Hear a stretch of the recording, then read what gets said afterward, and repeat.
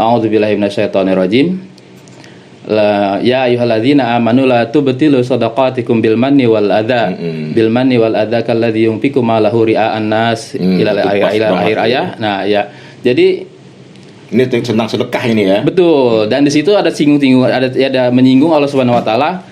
Jadi janganlah kamu menghapus pahala sedekahmu dengan cara menyakiti si penerima atau menyebut-nyebutnya atau dan menyakiti si penerimanya. Ini berbicara tentang sedekah ya. Tapi lanjutannya adalah seperti orang yang melakukan itu dengan ria. Nah, berarti ria itu sejelas yang kita awal tadi akan menghapus amal. Nah, jadi kalau kita bersedekah dengan menyebut-nyebutnya nanti akan seperti yang ria itu akan menghapus amal. Jadi zong lah kita sudah mah keluar uang kalau udah sedekah, udah misalnya capek kita misalnya sholat di depan banyak orang, sudah mah suara serak kita menjadi kori, tapi di mata Allah tidak ada nilai sama sekali.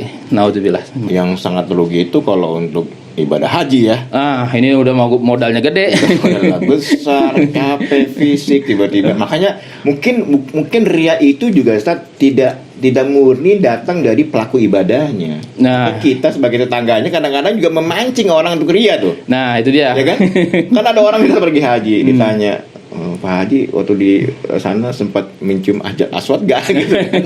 Dia mau bilang belum, gak enak, mau bilang ria gitu kan. Atau misalnya gini, Ustaz semalam tahajud gak? Nah itu kan pertanyaan-pertanyaan menjebak sebenarnya. Nah itu dia. Memang kadang-kadang ya ria ini kan adanya di hati. Dan kita sendiri yang bisa mendeteksi dengan cara ya mengetahui ria itu apa, ilmunya harus tahu. Nah ini jangan sampai terpancing ini nih. Karena memang ada kondisi yang awalnya kita lurus saja karena Allah.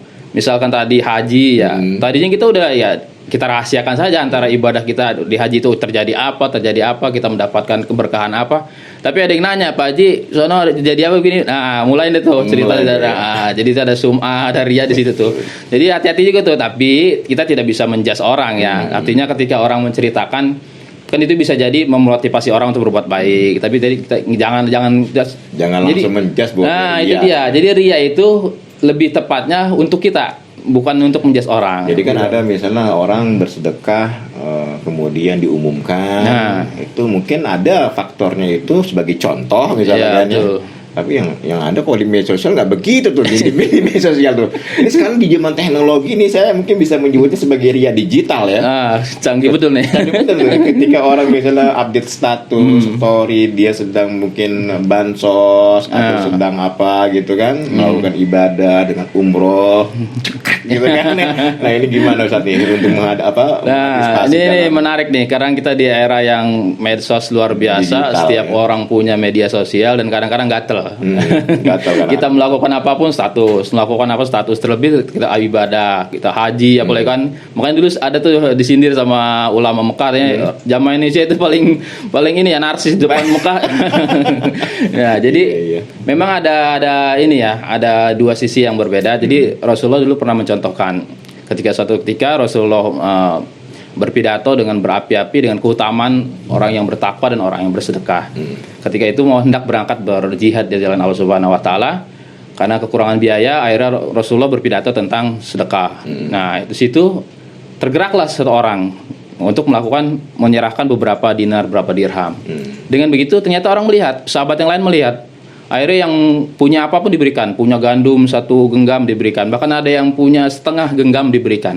Artinya apa? Ketika kita melakukan amal soleh, amal baik, sedekah atau apapun itu, kadang-kadang kita butuh juga mempublikasikan itu. Karena apa? Karena itu bisa menjadi contoh untuk orang lain. Penting juga. Nah, terkait dengan media sosial. Nah, ini kan kita bicara hati. Kita tidak bisa menghakimi orang. Oh, riak banget sih orang mentang-mentang lagi di Mekah di potret-potret selfie di depan Ka'bah. Itu jadi iri. Nggak bisa juga itu. Jadi jangan untuk menghakimi orang ya. Ini ria ini untuk diri kita sendiri dan Allah yang tahu. Jadi ketika orang memposting kegiatan ibadahnya di media sosial, kita husnudzon aja bahwa ini sedang memotivasi kita nih. Dia bisa umroh dengan modal sendiri, kita harus bisa umroh juga. Orang lagi baca Quran, kita bisa juga. Jadi jangan menjudge orang.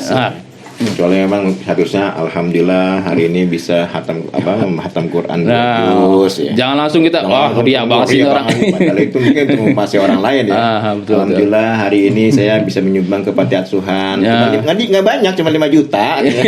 Itu kadang-kadang ada bahasa seperti itu ya. Nah itu nggak boleh kita langsung jangan seperti itu. Jadi memang itu ukurannya bukan ukuran untuk orang. Jadi jangan seperti pakaian itu jangan dipakein ke orang. Kalau orang baca Quran kita jangan bilang dia niat, karena kita nggak tahu niat orang kan. Bisa jadi dia itu memang ikhlas, memang untuk memotivasi orang lain.